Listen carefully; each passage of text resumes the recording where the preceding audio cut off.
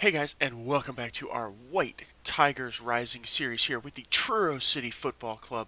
We are here in mid-December, getting ready to go into the festive period here in League Two. And as you can see, 19 games in to the league season, we're in third on 35 points in an automatic promotion place, chasing local rival Plymouth. So it looks like we're going to keep up the Cornwall derbies in League One if this keeps up. We're 5 points off the pace on that side, so we're still there, but really pretty tight between third and seventh. So we're six clear of Cambridge in eighth, which is not bad and massively clear of the drop zone at this point. I think we're what? 23 points clear of the drop. So I think we can effectively stop worrying about that at the moment. Again, we're not the most prolific offense out there, as you'll kind of see during this month. But the defense is stingy again. So we are a little less than a goal a game and the best defense still in League Two. So I'm pretty proud of what we're able to accomplish so far on that one. So I just want to give you a quick look at the what's going on stat-wise with the squad. So Freddie Tracy is our best goal scorer at the moment, with 13 in 22. Smattering of guys behind him having some goals, so we're getting a lot of production from a lot of places, which I like. Ben Holmes is our big assist man at 9, and he is our most player of the matches at 6 there. He's also our big key pass guy, as well as Grayson and Lapsley, not too far in there. So our midfield is really creating a lot of really the source of a lot of creativity. And Kelsey Mooney, he hasn't really played a whole lot this month, so Danny Sharp, who's been playing quite a bit for us, best player of the month so far with a 7.78. So we're starting to get a couple of guys creeping up to that 8 range, which has been pretty fantastic. So that's it for the sort of the where are we right now. Stay tuned, guys. So I'll see you in our first highlight.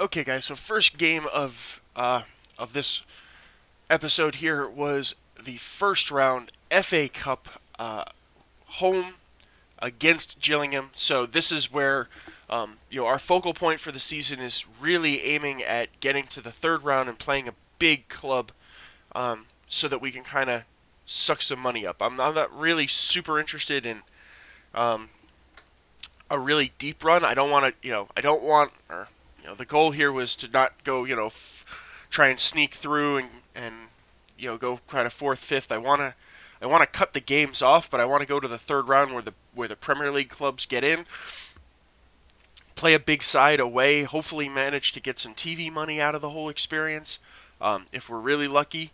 So this was the first stepping stone, and I have to say I think we played particularly well. Okay, they clawed one back kind of late, but I don't think the game was ever really terribly in doubt for it. I mean, possession was reasonably even, but I felt like we really were more in control of this game through it. So Danny Sharp, that off. No reason for anybody to be listening to that. So Danny Sharp's going to get us started early. So the youngster that we found, just turns, fires, top corner. So he's a youngster that we found in the summer. I had originally brought him in to kind of put him into the under-21s to kind of let him develop a little bit down there. And he's really playing quite well. So I'm actually happy to keep him in the first team. So really happy with his development. I think he's somebody that'll be with us for a little while to come. Samson Asagi here coming in on the set piece, just using that big old dome of his to smash that into the near post. First goal of the season. He's done that for us a couple of times last season, so that's just a nice element to have with everything.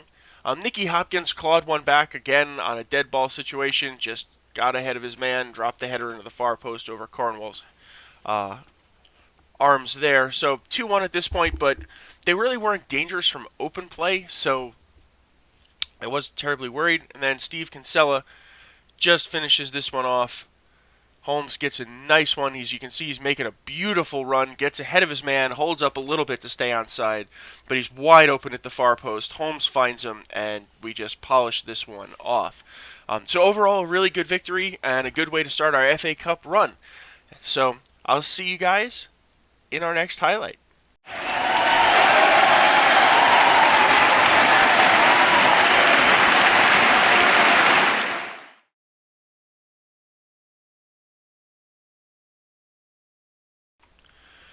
Okay, guys, so we were back here in league play at home still, this time against Hartlepool, who are mid-table at the time. So this was a game I think we really needed to go in and win, and we managed to nick all 3 points out of it.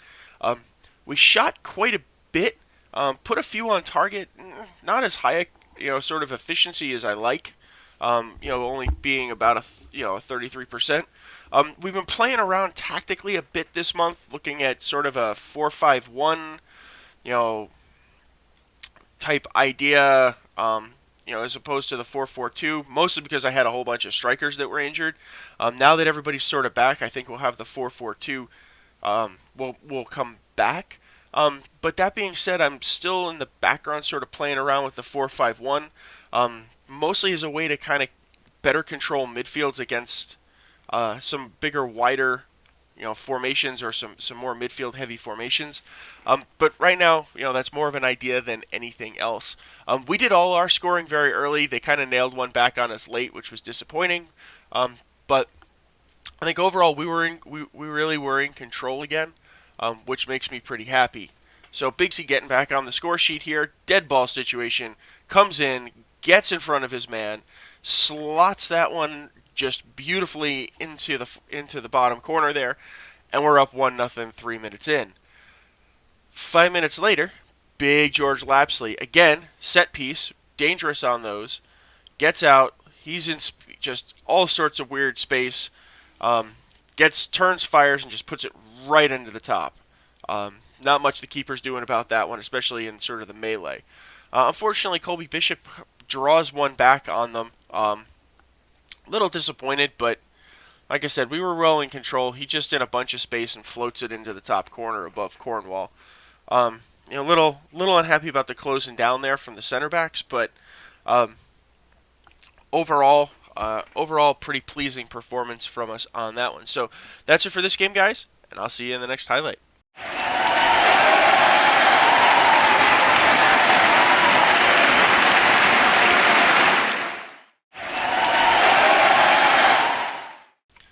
Okay, guys, so this is the AFC Wimbledon game. So we were on the road at New Plough Lane. These guys were they're hovering way down low in the league, and we just couldn't get the job done. I really was disappointed in this one. It was an even game. I'd say we were more on the back foot than not in the game. Defense played spectacularly. We kept the clean sheet, which I'm not necessarily sure we had any right to, but we did nonetheless. So I don't know. Disappointed and frustrated in this one. I think these are games against teams at a level we really, really should be winning. I think they're 21st in the league at the time we played this, and we're 4th in the league. If we're going to go up, these are the games that we really need to, we need to go in and just know we're going to win. We seem to be playing to the level of the team that we're sort of facing, which is disappointing to me. So, not much more to say on this one, other than a little disappointed, a bit frustrated that we dropped the points I felt that we should have picked up in this one. And I'll see you guys in the next highlight.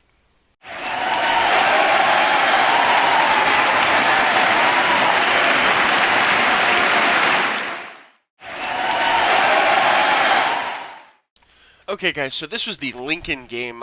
Lincoln's in the relegation zone, so coming off the Wimbledon game where we just couldn't get it done against a squad from sort of down low there, I was admittedly nervous that this game was not going to go in our favor, or we were going to end up with sort of these a draw or nothing useful kind of coming out of it, and I was nervous that we were going to kind of drop points and start sliding back, given how tight things are at the top of the table here.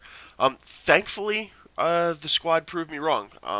They shot a lot, but a lot from sort of distance and sort of very erratically. So they only put 2 on target. So overall, not a big worry for us. Cornell was pretty quiet during most of this one.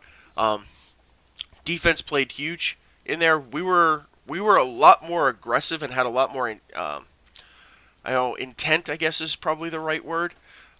We put a lot on target. We just didn't convert a whole lot in there. But again, we pretty much dominated the game on the road, which is becoming a fairly consistent theme for us. But Big Freddie Tracy added 2 more to his tally for the season. So getting us started in the 18th minute. Finding Sharp, who just catches him out in front of the line, takes a step or 2 around so that he's got a good clean shot there. Goalkeeper can't do anything about it, and he buries it up in the top corner. Beautiful goal there. Now we're back at it again. Kinsella makes a nice interception, and he's just way out on the run, manages to just float it right over the keeper's foot before anybody can do anything. And 27 minutes in, we were up 2-0, and then the game was controlled from beyond there. Would have liked a few more, but can't really complain. And then youngster Danny Sharp picking up player of the match with a 9.0 in this game.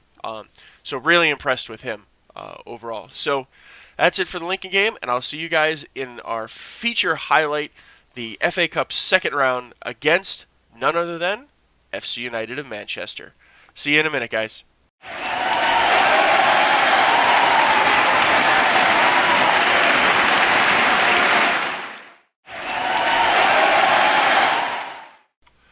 Okay, guys, so we're back here for our feature game of the episode, which was our FA Cup second round at home at Brooklyn Park against FC United of Manchester. So a little unintentional crisscross of creating a legacy and White Tigers Rising here. Although this is the computer version of the squad in MySave, who are I believe, let's see. So they're in the North still. They're in the Conference North. They've been hovering in playoff spaces, so they're getting closer to getting up into the National League, which is pretty impressive overall. But they're still 2 divisions below us, and I think on paper we're a clearly superior team right now in this universe. So this was a game where I felt pretty comfortable that we ought to be able to go in there, collect the second round, and really kind of make our way to the goal of getting to the third round. They did edge out possession on us, which I'm not sure how I feel. But overall it was pretty even. But we were well in control of this particular game in here. I think they weren't particularly dangerous for us. So overall, pretty pleased with what's going on. Freddie Tracy nailed a brace as well, and Kinsella cleaned it off in the 88th minute as well. So let's jump in and we'll watch all the highlights. So squad's out there. We're moving the ball around pretty well. Adjusting, we're playing around with fullbacks a little bit more and trying to get them more involved in the game, which I've been pretty happy with. Their ratings that have started to come up. Penny with a nice drop. Tracy just can't get himself up there. Holmes puts it on frame, but just gets parried away there, unfortunately. But I am happier with the fullbacks getting a little more involved in the game. I was worried about the space that they would create, but the worry seems to be a bit unfounded at this point, which is always a good thing. So, just a little too deep there for Holmes, but the ideas were there, and that's what I like to look for. If the creativity and the ideas are there, usually our execution kind of comes in line. Again, there, Penny getting up tight, and Tracy just, bangs it in, bangs it with his head, catches the post, but he's still right there to follow up on the rebound. And 6 minutes in, we're up and on the right foot here. Again, decent shot there from the throw-in, but unfortunately right on frame. Kinsella getting in there. So we were dangerous. We're in the box. We're hunting. We're creating opportunities. Be it shots on target, dead balls. Lapsley getting himself caught up. But Holmes was there to recover, but nothing doing out of it. Again, they're kind of pulling in. Great goalkeeping from Cornell there to shut down a good one-on-one opportunity. On that one, shot wide, forces him to come and kind of take a look at it, but Asagi just brilliant on intercepting there. So he's facing his former team here. But overall, I've been really happy with my center back play. Finds Big Freddy. There are times I wish to God we would stop all this aerial, sort of crap, because we're not a very good team in the air at all. We tend to give it away. Disappointing there. Hale gets in front. But I think a lot of it started with that goofy heading stuff. We're just not very good at it. I'd like to staple their feet to the floor so that they stop trying to, keep jumping and doing that. We play and we're much more effective when the ball's on the deck. Freddie Tracy there, we instantly push them right back. Kinsella finds him, in doing what he do best, being out in front there. And we net it back in, so we're up in front. But like I said, I'm if you guys have any suggestions or thoughts on how to kind of stop that, I'd love it, because frankly, it drives me up a wall when we start getting into those modes where we're heading it all over the place, and all we do is just give the ball away, and usually in a lousy position for us. So into the second half, not a whole lot happening. Again, nice spreading out wide, getting the crosses in. That one's just a little too deep. We can't do anything with it, but the right ideas, the right play, the right creativity is in there, which I really like. Again, they're pushing in, but we're well set up, we're well orchestrated here. Penny's back to clear away that deep cross, but no one was making a run. So nice throw in. McDonald's out there, finds Kinsella on the volley, blasts it up into the top corner, and we are 3-1 out at 88 minutes, and that pretty much was over and done with. Not much more that they were going to do. I think we were definitely the better team on the day, and we showed it, and we managed to pull away our our second round win and get what we were really questing after, which was our third round FA Cup opportunity out of the whole experience.